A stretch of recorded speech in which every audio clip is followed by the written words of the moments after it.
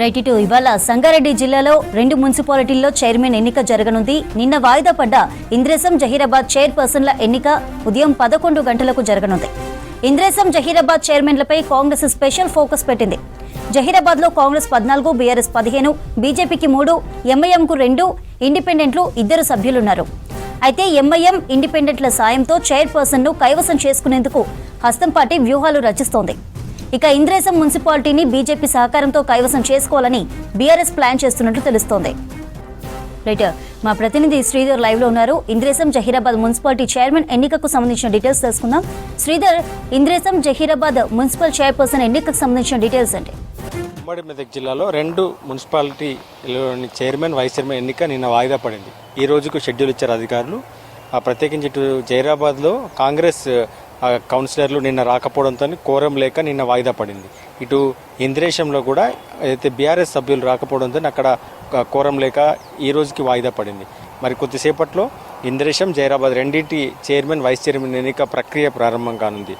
ఇటు జహీరాబాద్ రాజకీయాలు, ఇటు ఇంద్రేశంలో కూడా రాజకీయాల సమీకరణాలు మారుతున్నాయి. ఇక్కడ అయితే ప్రత్యేకించి ఇటు జహీరాబాద్ గురించి మాట్లాడుకుంటే ఇక్కడ దాదాపు గత 10 ఏళ్ళుగా ఎన్నికలు జరగలేదు జహీరాబాద్లో. సో 10 ఏళ్ల తర్వాత జరుగుతున్న ఎన్నికలు, 10 ఏళ్ళుగా ఇక్కడ ఎన్నికలు ఈ కోర్టు కేసుల కారణంగా ఇటు విలీన గ్రామాలని అయితే జహీరాబాద్ మున్సిపాలిటీలో గ్రామాలని కలపడంతో కోర్టు కేసుల కారణంగా 10 ఏళ్ళుగా ఎన్నికలు జరగలేదు. 10 ఏళ్ల తర్వాత జరుగుతున్న జహీరాబాద్ మున్సిపాలిటీ ఎన్నికలను ప్రతిష్టాత్మకంగా తీసుకునే 2 పార్టీలు కూడా. సో ఈ నేపథ్యంలోనే జహీరాబాద్ మున్సిపాలిటీలో అయితే కాంగ్రెస్ 14 వార్డులను గెలుచుకోగా బీఆర్ఎస్ 15 వార్డులను గెలుచుకుంది. సో ఇక్కడ 1 సీటు తేడాతో బీఆర్ఎస్ ఉన్నప్పటికీ ఇక్కడ కాంగ్రెస్ రెబల్స్ స్వతంత్రులు 3 గెలుచుకున్నారు. సో వారి మద్దతు కీలకం కానుంది. బీజేపీ కూడా 3 సీట్లు ఉండడంతో బీజేపీ ఇటు బీఆర్ఎస్కు మద్దతు ఇచ్చిన ఎంఐఎం, స్వతంత్రులు కాంగ్రెస్కు మద్దతు ఇస్తే మ్యాజిక్ ఫిగర్ 19కు చేరుకున్నారు. సో ఇక్కడ అయితే కాంగ్రెస్ మ్యాజిక్ ఫిగర్ 19కి చేరుకోనుంది. ఒకవైపు అయితే బీజేపీ మద్దతు తీసుకున్నప్పటికీ కూడా ఇండిపెండెంట్స్ కావచ్చు, ఎంఐఎంలు బీఆర్ఎస్కు మద్దతు ఇవ్వకపోతే కనుక మ్యాజిక్ ఫిగర్ 19కి ఎక్స్ అఫీషియో ఓటు ఎమ్మెల్యే, స్థానిక ఎమ్మెల్యే బీఆర్ఎస్ ఎమ్మెల్యే మాణిక్రావు ఓటుతో 19కి చేరుకునే అవకాశం ఉంటుంది. సో ఇది బీఆర్ఎస్కి దాదాపుగా అయితే జహీరాబాద్ మున్సిపాలిటీ దక్కే అవకాశం లేకపోయినప్పటికీ కూడా ప్రయత్నాలు చేస్తుంది.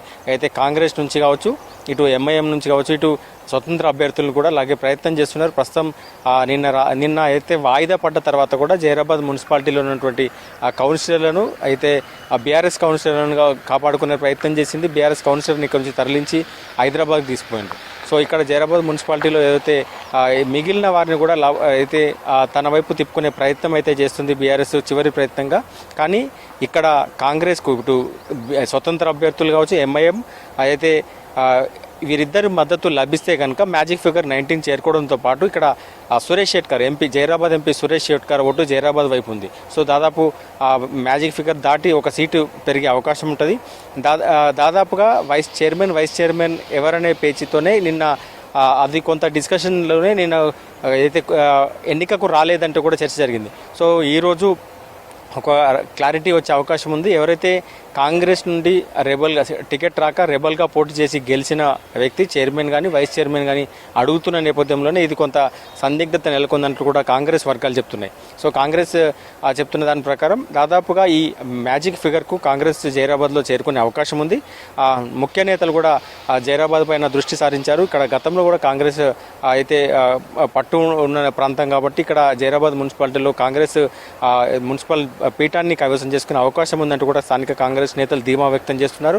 మరికొద్ది సేపట్లో అంటే అయితే బీఆర్ఎస్ ఏదైతే ఉందో బీఆర్ఎస్కి సంబంధించినటువంటి కొంత అయితే స్వతంత్రులను కావచ్చు, కాంగ్రెస్ కావచ్చు, ఇండిపెండెంట్ ఎవరైనా అలాగే ప్రయత్నం చేస్తే అంటే తన వైపు తిప్పుకునే ప్రయత్నం చేస్తే మినహాయిస్తే దాదాపుగా Suresh Shetkar, MP Suresh Shetkar ex officio ఓటుతో కొంత క్లారిటీ ఉంది. కాంగ్రెస్ వైపు జహీరాబాద్ మున్సిపాలిటీ వెళ్ళే అవకాశం దాదాపుగా ఖరారైనట్టే. మరికొద్దిసేపట్లో దీనిపై క్లారిటీ వచ్చే అవకాశం ఉంది. ఇక పటాన్ చెరువు నియోజకవర్గంలో ఇంద్రేశం మున్సిపాలిటీ తీసుకుంటే ఇక్కడ ఇంద్రేశం మున్సిపాలిటీలో 18 సీట్లకు గాను 18 వార్డులకు గాను 9 వార్డులు బీఆర్ఎస్ గెలుచుకుంది. మిగిలిన వాటిల్లో BJP 6 Congress, BJP 2, 1 independent. So ఇట్లా అయితే దాదాపు మెజారిటీ స్థానాలు బీఆర్ఎస్ వైపు ఉన్నప్పటికీ కూడా బీజేపీ 2 స్థానాల్లో గెలిచింది, 2 వార్డులను గెలిచింది.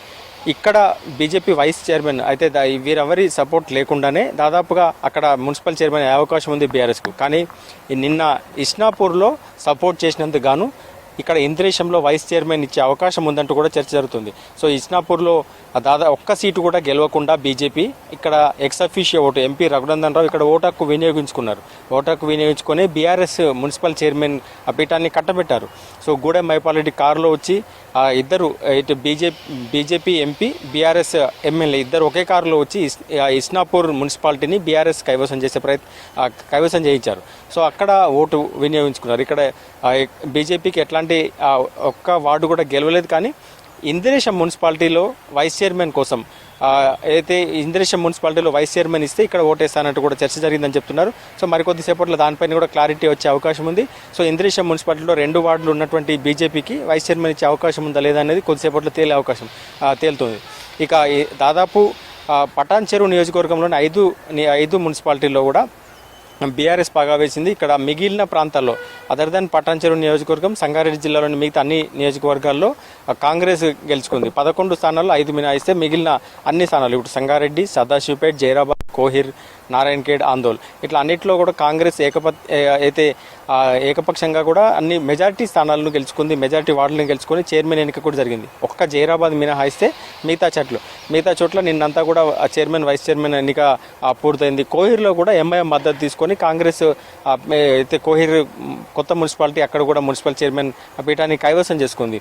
ఓవరాల్గా మొత్తం ఉమ్మడి మెదక్ జిల్లాలోని సిద్దిపేట జిల్లాలో 4 మున్సిపాలిటీల్లో అయితే ఉస్నాబాద్లో అయితే లీడ్ ఉన్నటువంటి ఉస్నాబాద్లో కాంగ్రెస్ లీడ్లో ఉండింది. సో అక్కడ మున్సిపల్ చైర్మన్ కాంగ్రెస్ అయిపోయింది. సో మిగిలిన 3 స్థానాల్లో అయితే గజ్వేల్ కావచ్చు, దుబ్బాక అయితే ఈ స్థానాల్లో చేరియాల ఈ 3 స్థానాల్లో కూడా బీఆర్ఎస్ బాగా వేసింది. ఇటు మెదక్ జిల్లా తీసుకుంటే మెదక్ మున్సిపాలిటీ మెదక్ జిల్లా కేంద్రంలో మున్సిపాలిటీ కొంత తర్జన భర్జన మధ్య మొత్తానికైతే అది అక్కడ కూడా అయితే కాంగ్రెస్ బాగా వేసింది. మెదక్లో 4 మున్సిపాలిటీలు ఉన్నాయి.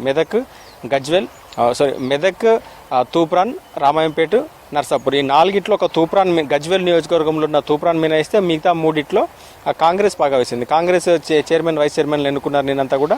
సో ఇట్లా మెజారిటీ స్థానాల్లో కాంగ్రెస్ బాగా వేసిందని ప్రతి చోట కూడా కాంగ్రెస్కు బీఆర్ఎస్ టఫ్ ఫైట్ ఇచ్చింది.